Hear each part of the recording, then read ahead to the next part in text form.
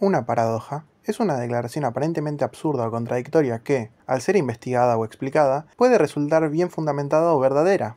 Llegaron, ofrecieron una vaga explicación de por qué existen, se negaron a dar detalles y se fueron. Los Pokémon Paradoja terminaron siendo el grupo de Pokémon más misteriosos que hemos recibido hasta la fecha. Hoy vamos a estar hablando de los Pokémon Paradoja del pasado.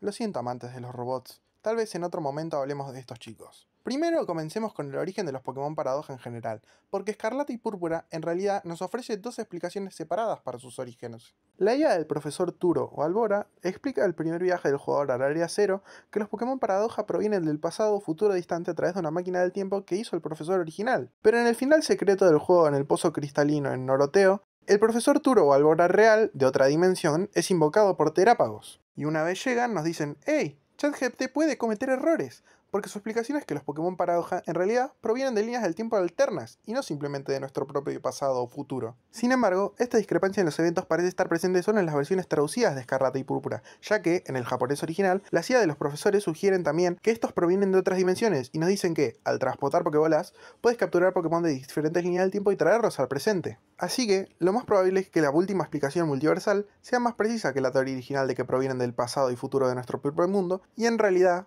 los Pokémon Paradoja son más comparables a las Ultra Bestias que a algo como los Pokémon fósiles. En pocas palabras, el inmenso poder de la energía de Terápagos parece mover Pokémon de diferentes líneas del tiempo al área 0, con o sin la máquina de tiempo del profesor.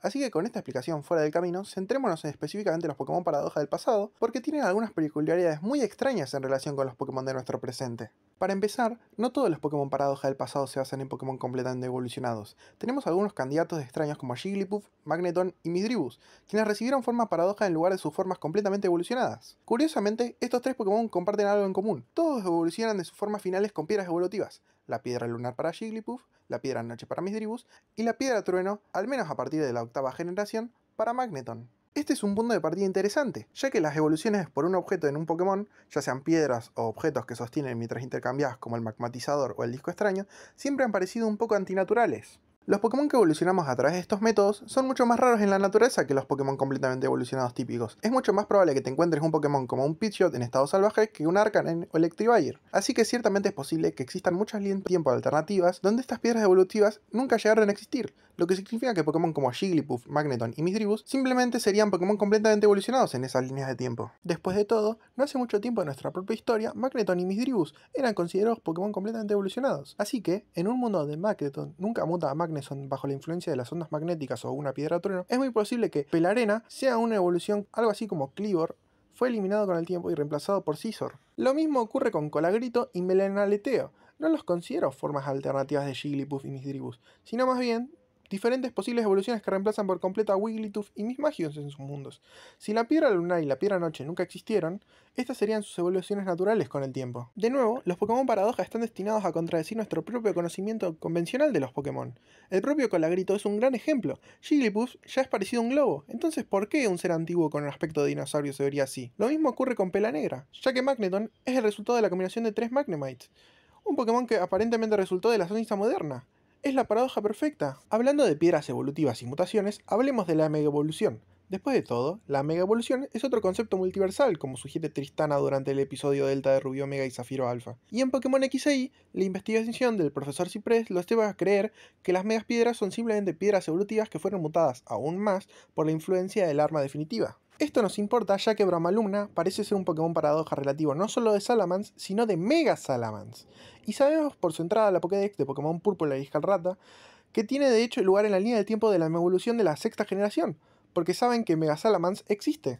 El punto es que Bramaluna parece ser una versión de Salamence donde su Mega ADN latente fue despertado de alguna manera. Es interesante porque al comienzo de su existencia hemos sabido que Salamence es un Pokémon genéticamente inestable, ya que en su entrada de Pokémon Rudy dice que el simple sueño de querer volar desencadenó una mutación en sus células que le hizo crecer alas. Tal vez estoy siendo optimista, pero con este lore de Salamence en su lugar, en realidad hace que su Mega Evolución sea el candidato perfecto para convertirse en un Pokémon paradoja, y explica por qué es el único Pokémon en hacerlo, y apegándose al tema de ser una paradoja, que es una Mega Evolución y al mismo tiempo no. Reptalada es otro gran caso de un Pokémon contradictorio, porque Volcarona, en su forma actual, ya es descrito en los mitos antiguos de Unova. Similar a Relicanth, Volcarona ya parece ser un Pokémon antiguo viviente. La Pokédex teoriza que Reptalada fue revivida a partir de fósiles antiguos de Volcarona, pero el problema es que ninguno de estos fósiles ha sido encontrado y según el lore escrito, Volcarona ya es antiguo. No debería haber un marco del tiempo donde Reptalada y Volcarona existieran al mismo tiempo. En otras palabras, Reptalada es uno de los ejemplos más claros que apoya la teoría del profesor real de que vienen de un mundo que no es el nuestro. Y lo mismo puede decirse del próximo Pokémon, Furioseta. La primera vez que lo vi pensé, ¿quién pidió esto? Pero cuanto más lo pensé, más me daba cuenta de lo secretamente genial que es Furioseta, y cómo encaja perfectamente con la idea del Pokémon Paradoja, que sea una contradicción. Among Us es un Pokémon que se asemeja mucho a una Pokébola, un dispositivo de la era moderna. La Pokédex sugiere que Among Us se adaptó para parecerse a una Pokéball moderna para engañar a otros Pokémon, pensando que solo sería un objeto caído antes de incapacitarlos con sus esporas. Entonces, ¿cómo podría Furioseta posiblemente parecerse a una Pokéball moderna para la misma razón? Incluso Voltorb y Electrode de Hisui, que tienen solo unos pocos cientos de años, se parecen más a los Bonguri que a Pokéball modernas. No hay forma de que Furioseta pudiera parecerse a una Pokéball moderna. Ahora, la entrada de Pokémon Escarlata para Among Us ofrece una posible explicación. Como dice, hay una teoría que al desarrollador de la Pokéball moderna le gustaba tanto a Among Us que las basó en él, pero esto no ha sido confirmado. Y creo que esta entrada de la Pokédex fue plantada intencionalmente acá para despistarnos. Plantea la pregunta, ¿quién fue primero, Among Us o la bola?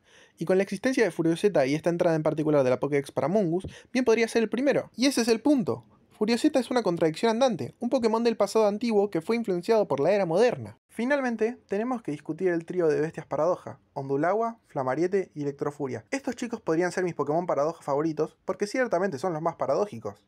¿Recuerdan esa definición de las contradicciones? Estos son ellos, porque a diferencia de la mayoría de Pokémon, ya conocemos los orígenes de Entei, Raikou y Suicune. Son bastante nuevos en el mundo Pokémon en general, llegando al mundo hasta hace solo 150 años, cuando Ho-Oh revivió a 3 Pokémon fallecidos después de que la Torre Latón se incendiara. Sí, ese era el nombre original de la Torre Quemada, definitivamente no se llamaba Torre Quemada antes de que se quemara. Así que, de entrada, la existencia de las formas antiguas del trío bestial es salvajemente paradójica, y en este punto es inútil explicarlos más, porque hacerlo significaría que hemos olvidado por completo el significado de la palabra paradoja, que es, a veces, la cosa simplemente no tiene sentido. Digo esto porque mucha gente intenta decir en el lore que las bestias legendarias ha sido retconeado y que el lore de Pokémon ha sido arruinado por siempre, o que Ho revivió a propósito para que se parecieran a versiones antiguas de las bestias que solía conocer. Y solo tengo que reírme de estas nociones, porque la paradoja es que son versiones pasadas de Pokémon que no deberían haber existido en el pasado antiguo. Hay capas de ironía que acá la gente simplemente no está pudiendo comprender. La explicación de estos tres no tiene explicación, y es completamente intencional. ¿Significa esto que perdí mi tiempo intentando explicar los demás Pokémon paradoja? Muy probablemente, pero no pasa nada. Si les gustó el video, denle like, suscríbanse y comenten qué otro tipo de video podría hacer el día de hoy. Hasta la próxima.